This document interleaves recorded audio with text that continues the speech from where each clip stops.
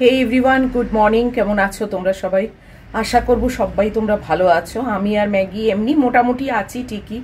কালকে আমার রাত্রে একদম ঘুম হয়নি, জানি না কেন। এই জন্যে না আমি এই কচুরি ফচুরি এইসব আর খাই না, জানো তো।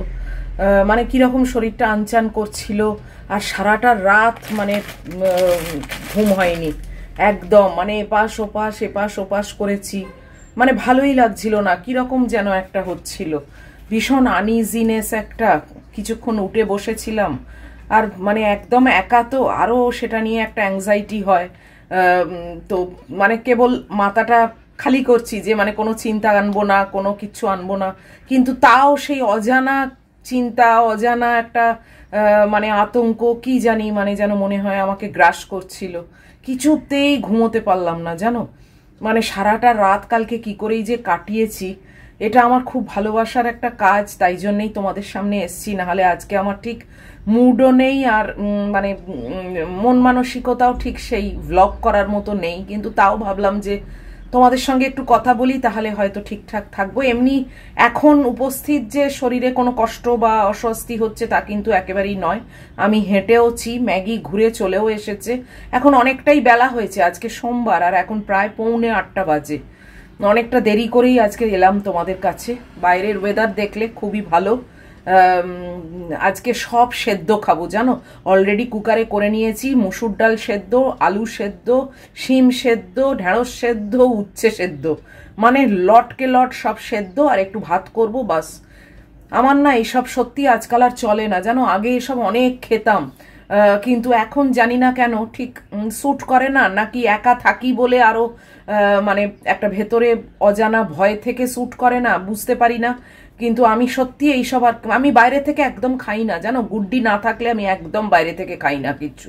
কালকে যে কি মতিভ্রম ধরলো, ইচ্ছে হলো খেলাম, কিন্তু মানে একদমই রাত্রিরেও সেই জিলিপি ছিল, সিঙ্গাড়া এই খেয়েছি। উচিত হয়নি খাওয়াটা রাত্রিরে, আমি পরে চিন্তা করলাম।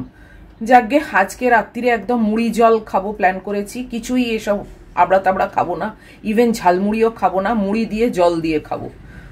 নিজেকে তো ঠিক রাখতে হবে বলো, একা একা আছি, এটা তো একটা মানে বিরাট মানে ভয়ের ব্যাপার। তো যাই হোক, এলাম তোমাদের কাছে। আজকে কাজকর্ম সেরকম কিছুই করব না, সবই তো সেদ্ধ, আর রান্নার তো কোনো পার্ট নেই, শুধু ম্যাগিরটা আর আমার আর ম্যাগির ভাত। এই আজকে একটা ছোট্ট ভিডিও রাখছি একটু তোমাদের এই একটা আপডেট দেওয়ার জন্যেই বলতে গেলে এলাম। তবে মানে আমি এখন যে কিছু খারাপ লাগছে শরীর বা আনচান করছে তা কিন্তু একদমই নয়। বললাম তো আমি হেঁটেওছি, এমনি এখন ঠিক আছি। দিনের আলোয় না বেশ মানে ভালোই থাকি, খারাপ লাগে না। কিন্তু রাতটাই আসলে না বড্ড যেন মনে হয় কাটতে চায় না। রাতটা এত বড় লাগে না, কি বলবো। যাই হোক, এইসব নেগেটিভ চিন্তাগুলো এনে তো কোনো ফায়দা নেই। এখনো অবধি এপ্রিলে গুড্ডি আসবে, সেই অবধি আমাকে রাস্তা এগোতে হবে, তাই না?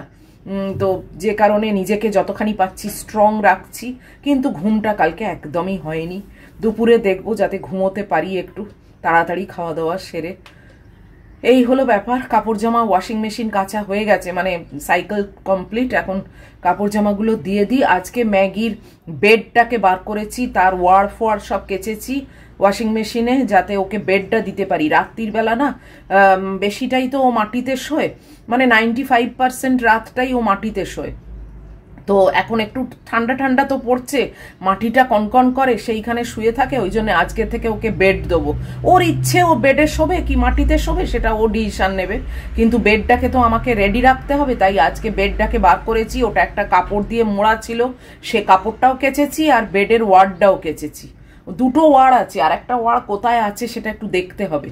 যাই হোক, যেটা পরানো ছিল সেটাই খুলে কেচেছি, আর বেডটাকে এখন গুড্ডির বিছনার ওপর রেখেছি। তো আজকে রোদ আছে যখন শুকোতে দিয়ে দিই। চলো আবার পরে আসছি তোমাদের কাছে। এই যে ম্যাগির বেডের ওয়ার, তোমরা নিশ্চয়ই চিনতে পারছো, হয়তো যারা রেগুলার আমার ব্লগ দেখো তারা জানো।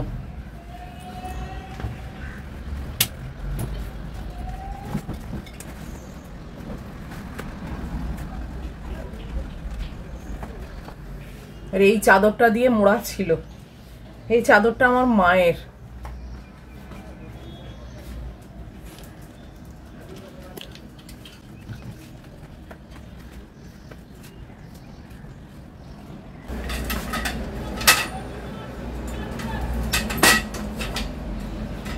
তাই আবার 9টার মধ্যে সব তুলে ফেলতে হবে জানো, আমাদের ওপরে আবার গ্রিল ঘষবে, গ্রিলে রং হবে, কি জ্বালা।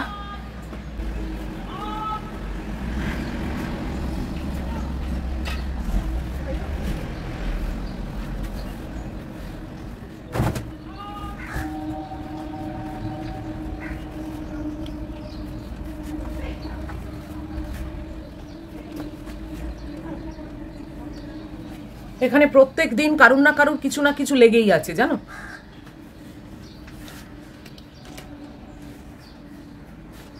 নটা অবধি দেওয়া থাক, কেননা এখানে 9টার থেকে লেবার মুভমেন্ট আরম্ভ হয়, তো 9টা অবধি অন্তত যতটা হাওয়া আর রোদ্দুরে শুকিয়ে যায়, যা কিরম মুশকিল বলো।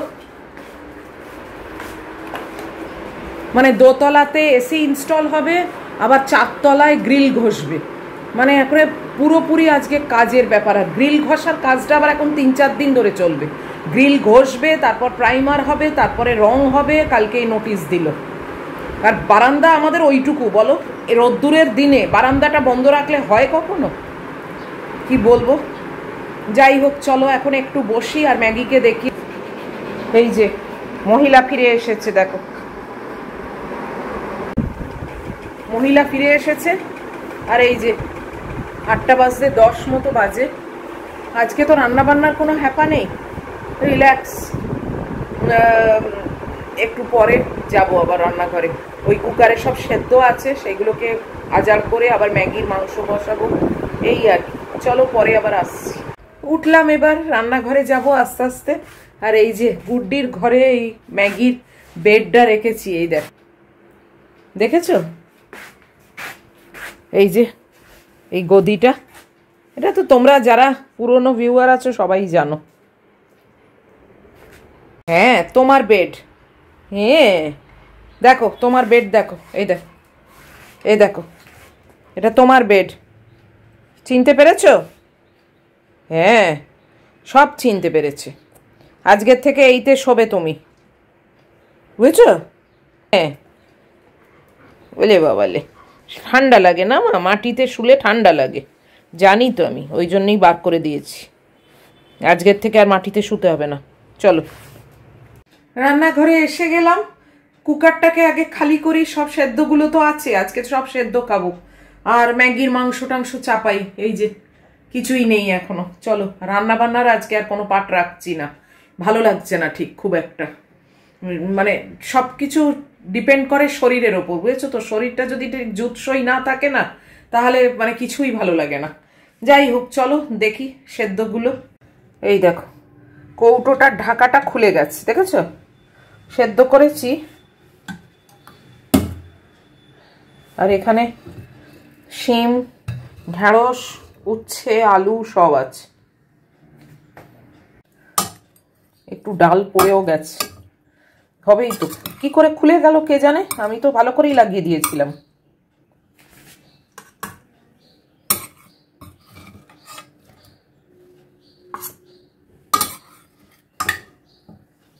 এই যে এই সব সেদ্ধ করেছি, আর এই ডাল কিছুটা পড়ে গিয়ে এইটুকু বেঁচে আছে। এই যে আজকে আমার লাঞ্চের সব ব্যাপার রেডি করেছি। এটা উচ্ছে সেদ্ধ, আলু ভাতে, শিম সেদ্ধ আর ঢেঁড়স সেদ্ধ, আর এখানে আছে এই ডাল।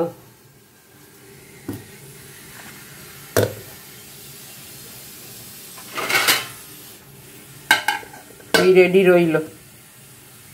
আর এখানে আর ডিম হয়ে গেছে আমার আর ম্যাগির, কুকারে মাংস হচ্ছে ওর, আর এই আমাদের ভাত হচ্ছে, বাস এই ব্যাপার। আমি এবার ব্রেকফাস্ট নিয়ে চলে যাই, খুব একটা ভালো লাগছে না জানো তো। ব্রেকফাস্টটা নিয়ে বাইরে গিয়ে বসি। 9:15 আর আমি ব্রেকফাস্ট নিয়ে বসে পড়েছি। এই যে আপেল আছে আর মুজলি আছে।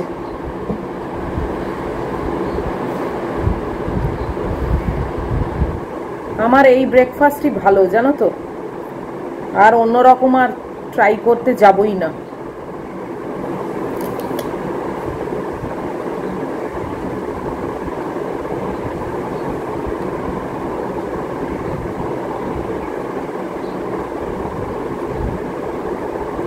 শরীরের মধ্যে যে কোনো অসুবিধে হচ্ছে সেটা কিন্তু নয়, কিন্তু অজানা একটা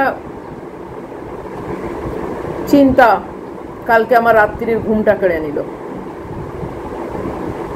মানে কোনো মাথা মুন্ডু নেই, কিন্তু কিছুতেই মাথা থেকে সরাতে পারলাম না, রাত্রিটা কেটে গেল।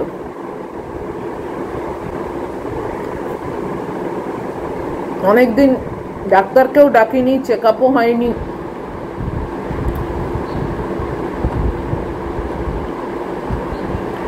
এবারে আবার একটা ব্লাড টেস্ট করাবো ভাবছি, একটা রুটিন ব্লাড টেস্ট, এমনি কিছু না, একটা রুটিন চেক আপ করিয়ে ডাক্তারকে ডেকে একবার একটা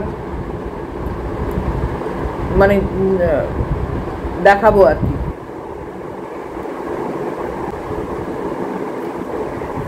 শারীরিক কোনো ব্যাপার আমার মনে হয় না, যেটুকু হয়েছে কালকে ওই জিলিপি ফিলিপি খেয়ে না একটা একটু আনচান করছিল, তারপরে অ্যাংজাইটিটা খুব বেশি হয়েছে। একটু কিছু হলেই তো একটা অ্যাংজাইটি হয়ে যায় না একা একা।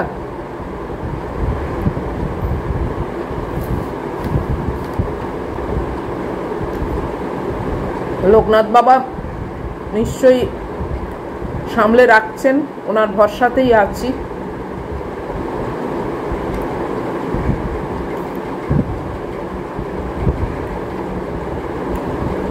একটুখানি ওই রকম করে হয়তো উনি আমাকে বোঝালেন যে এখন তুই একা থাকিস, এই সব উল্টোপাল্টা একদম খাবি না, যেরকম বাড়ির রুটিনে চলছে কিচ্ছু হয় না।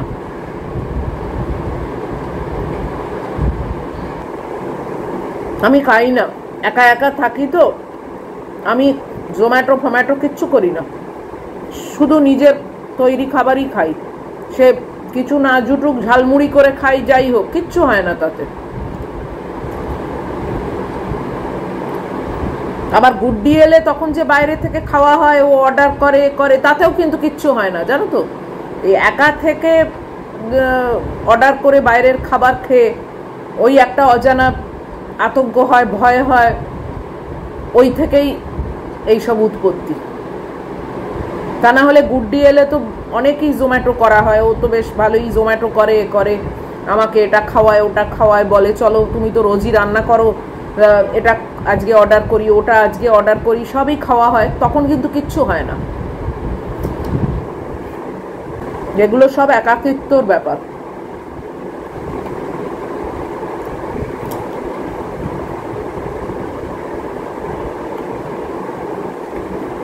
চাদরটা তুলে নিলাম,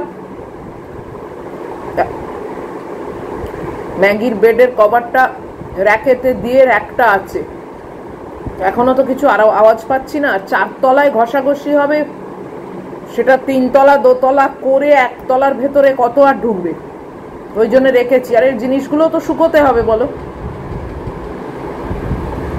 আদৌ হয়তো বারান্দার দিকে আজকে কাজই ওদের হবে না, অন্যদিকে ঘষাঘষি করবে। শুকোক, যতখানি পারে শুকোক।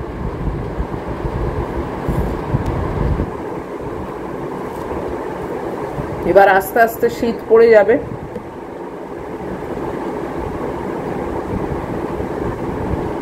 ম্যাগির বেডটা আজকের থেকেই দিয়ে দেবো রাত্রিরে। মুখে বলতে পারে না, অবলা প্রাণী, আমি না দিলে ওই মাটিতেই পড়ে থাকবে কুঁকড়ে, সেটা তো আর আমি পারবো না।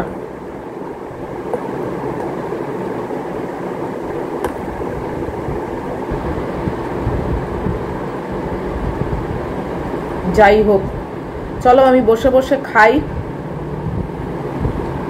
আজকে আর ভিডিওটাকে টানবো না, জানো তো, আজ একটু ছোটোর ওপরই রাখছি, তোমরা কিছু মাইন্ড করো না।